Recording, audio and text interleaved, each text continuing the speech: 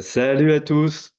Aujourd'hui, je vais vous faire un petit déroulé sur une situation avec la colère. J'ai envie de vous le faire car ça pourra peut-être vous aider, vous apporter un autre point de vue sur des situations que vous vivez ou des relations que vous avez avec lesquelles il y a beaucoup de colère ou que ça se présente. Et j'ai trouvé ça très intéressant. C'est quelque chose qu'on a vu avec une élève du programme L'Art de la lumière intérieure.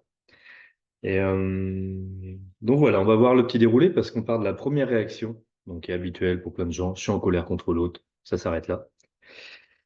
Plus tout ce qu'on a envie de faire derrière.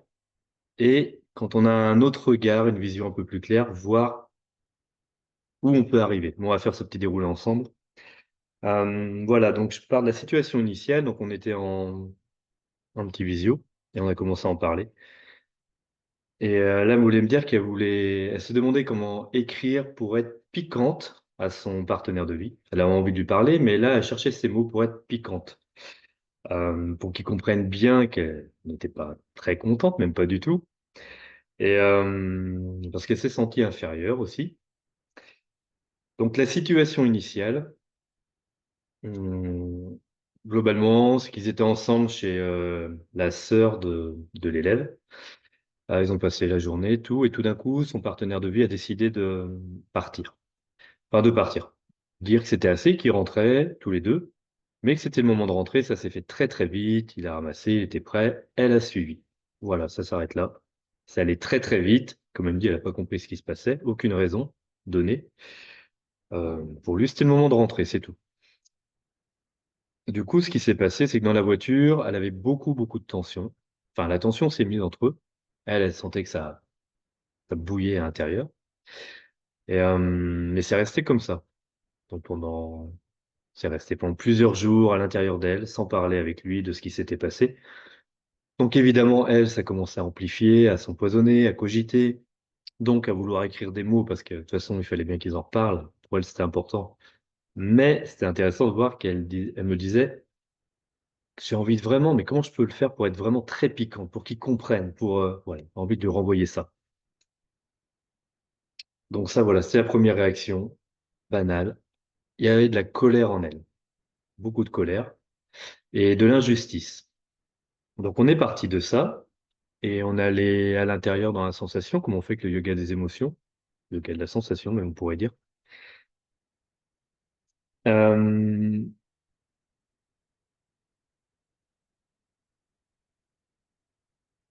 et on a vu ensemble, en fait, donc, elle avait beaucoup de colère, donc c'était retourné contre lui, que c'était injuste. Ok.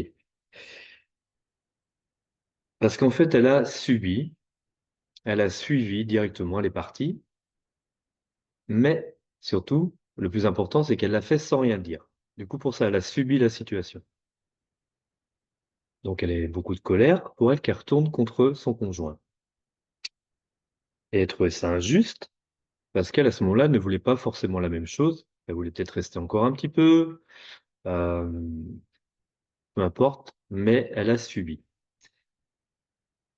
Et quand je lui ai demandé si elle l'avait exprimé, elle m'a dit que non. Donc elle a suivi, monté dans la voiture, c'est resté à l'intérieur. Je lui ai demandé alors si elle ne serait pas un peu en colère contre elle. Il y a eu un silence. On est toujours à l'intérieur, en présence. Et donc oui, elle avait de la colère contre elle. Parce que s'il y avait de l'injustice, c'est parce qu'elle a subi la situation, mais surtout parce qu'elle n'a pas pris position. Elle n'a pas affirmé sa posture. Je lui ai demandé si elle voyait du coup sa responsabilité. Silence. Et oui, elle percevait sa responsabilité dans cette situation. Elle se rend compte qu'en effet, elle n'était pas en accord parce que ça s'est vite enchaîné, mais surtout parce qu'elle aurait pu, à ce moment-là, peut-être dire, hé, attends, alors dis-moi pourquoi tu veux partir, mais moi, me verrais bien rester là. S'ils avaient chacun discuté de leur position, alors elle aurait pu décider consciemment de dire, oh, ok, allez, on rentre. Mais c'est différent. Elle aurait posé ses mots, des actes. Là, il n'y a rien eu. Elle a été prise de court, elle a intériorisé, elle a été embarquée et voilà. Donc, elle a eu beaucoup de colère qui est venue parce qu'elle trouvait que la situation était très injuste, mais quand on y regarde de plus près, c'est surtout parce qu'elle n'a pas pris position. Elle n'a pas dit ce qui était important pour elle sur le moment, même peut-être faire part de son incompréhension de ce départ précipité, sachant qu'elle n'a pas eu de réponse derrière. Mais c'est surtout, on limite ce qui a été fait, c'est pas le plus important, c'est ce qui se passe en elle et comment on le retourne contre l'autre automatiquement par réflexe, alors qu'il est très intéressant, même, c'est presque le plus important de regarder en même temps ce qui se passe en nous. Et est-ce qu'il n'y a pas une part de responsabilité par le fait d'avoir une non-action, d'avoir rien dit, rien fait? Une question à voir. Et quand on était à l'intérieur, la colère était donc assez présente. Je sais plus sous quelle forme sur le moment, mais tout assez unie à un seul endroit. Et je lui ai demandé si elle a déjà vécu cette situation, soit avec lui ou si elle se revoyait dans d'autres situations à vivre la même chose. Et elle m'a dit que oui. Et là, la sensation de la colère s'est dispersée en une multitude de... Comme si elle voyait plein de petites colères, plein de petites étoiles éparpillées dans tout le corps.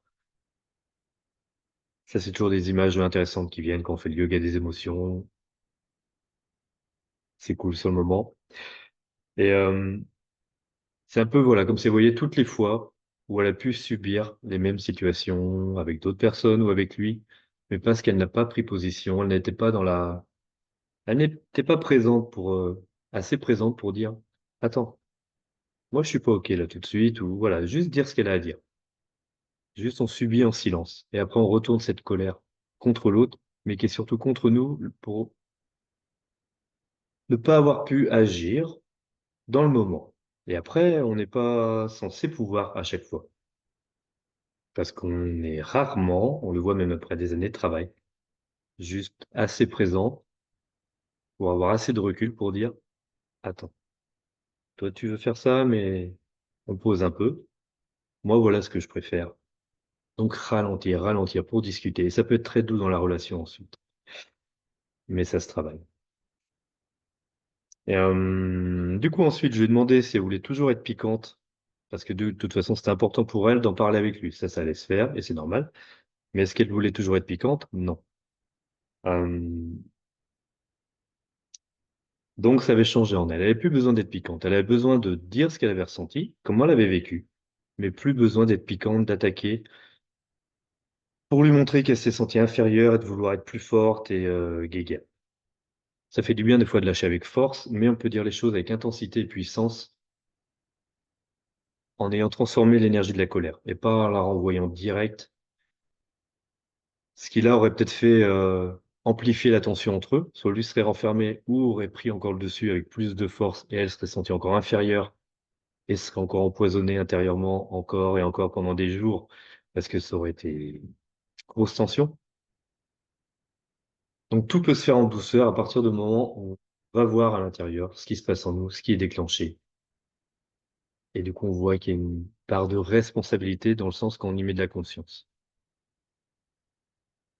Où l'énergie de la colère se transforme, elle ne s'empoisonne plus et elle peut mettre des mots très justes pour dire ce qui a été vécu pour elle, ressenti. Bon, ce qu'elle m'a écrit après, c'était doublement constructif pour elle quand elle a pu parler à son partenaire de vie. Euh, Voilà, que la colère envers l'autre est due plus au fait, donc, de ne pas avoir posé d'actes ou de mots juste sur le moment pour elle. Euh, donc, elle a été libérée de s'être exprimée sans avoir à attaquer ou à piquer l'autre. Parce que, en fait, c'est qu'une réaction. On n'aime pas faire ça à notre conjoint, aller le piquer, attaquer. Ça ne nous plaît pas de faire mal à l'autre, normalement. Donc, si ça peut se faire en douceur, c'est aussi bien. Et elle a pris conscience. Ah, j'arrive pas à me relire. Ouais, elle a pris conscience, elle en est contente. Eh bien, de ce qu'elle va devoir faire maintenant, c'est de pouvoir exprimer sur l'instant, si elle le peut, sans exploser, colère, sans intérioriser non plus, mais être juste dans l'instant et pouvoir exprimer, dire: «C'est pas juste pour moi là ce que tu fais». Et après on discute et après on voit. En discutant, peut-être que lui va rester encore un peu, peut-être qu'ils trouveront un terrain d'entente et elle décidera de partir avec lui, c'est OK. Mais ça sera plus inconscient comme, moment de vie. Voilà, et pas de la réaction qui va suivre derrière. Pour ça que le travail demande à toujours être de plus en plus vigilant sur ce qu'on vit avec les autres et intérieurement en même temps. Est-ce que je suis bien présent à tout ce qui se passe? Sinon, je vais être en réaction de toute façon, contre l'autre, surtout contre soi. Mmh, donc l'idée pour elle maintenant va être de, d'être un peu plus vigilante sur ce qu'elle vit à chaque moment et si ça se reproduit avec, cette personne,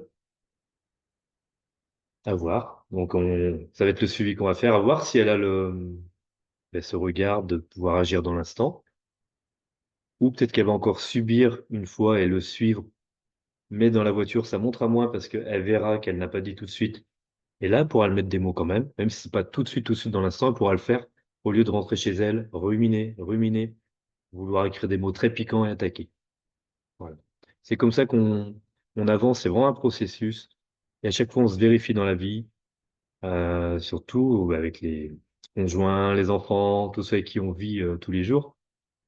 On peut se vérifier de plus en plus car les situations se répètent et on voit comment on avance. On peut avancer, s'améliorer chaque jour. Ça, c'est cool. Donc pour voir tout ça, ça demande d'avoir une vision claire, en fait, de plus en plus claire sur les situations et de toutes les forces qui sont en jeu.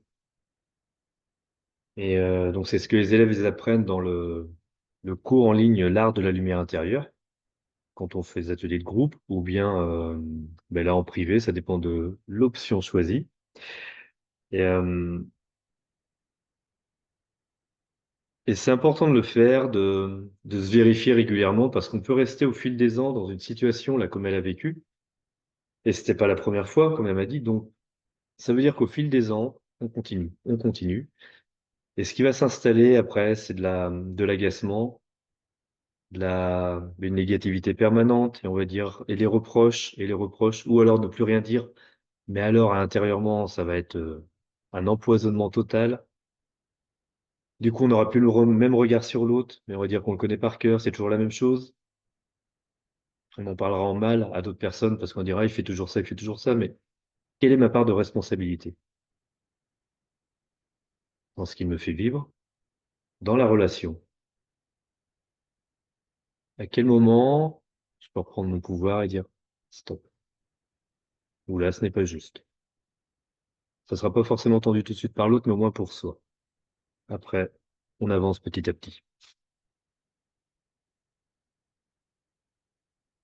Mmh, voilà et au lieu d'attendre que ça vienne que de l'autre et qu'il y a rien qui se passe, plus vite on met, de la conscience sur des situations, surtout si elles sont répétitives, plusieurs fois dans l'année, plusieurs fois par mois, par semaine même, pour certaines situations.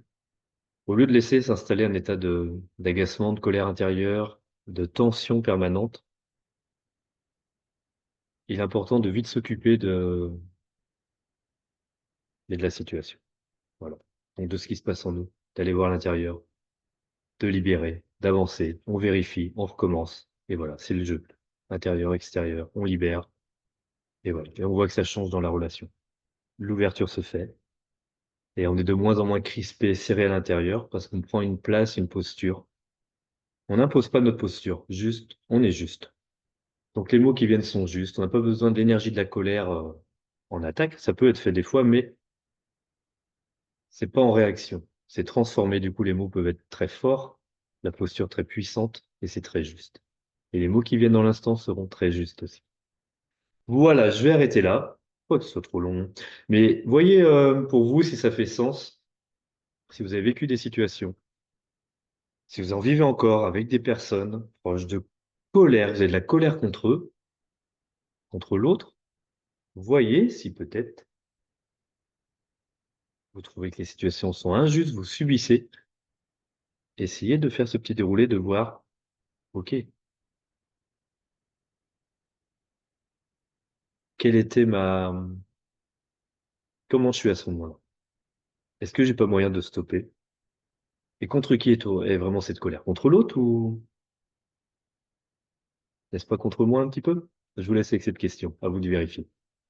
N'hésitez pas à vous abonner, à mettre un pouce et tout ça. Et je referai des petites vidéos comme ça, dès que voilà, il y a des prises de conscience avec les élèves. Je vais essayer d'en faire régulièrement parce que c'est intéressant pour avancer ensemble et toujours d'aller vers plus d'ouverture, de liberté à l'intérieur de nous-mêmes. Et notre regard, il change sur le monde. Les relations, elles se transforment parce que la relation avec soi-même se transforme. On amène beaucoup de douceur en soi. C'est le travail qu'on fait dans l'art de la lumière intérieure. C'est de l'entraînement. Ça se fait pas juste avec un petit exo de temps en temps. C'est pour ça qu'on le fait régulièrement. Et j'aurai le plaisir de vous accueillir dans ce cours pour expérimenter avec vous, pratiquer et avoir des prises de conscience ensemble et avancer pour toujours plus j'ai envie de dire de liberté, de joie et surtout de paix avec soi-même, de, voilà, de créer un beau terrain intérieur pour être bien avec soi, à l'intérieur de soi. Et alors on peut le partager avec les autres. Je vous souhaite une belle soirée et à très vite.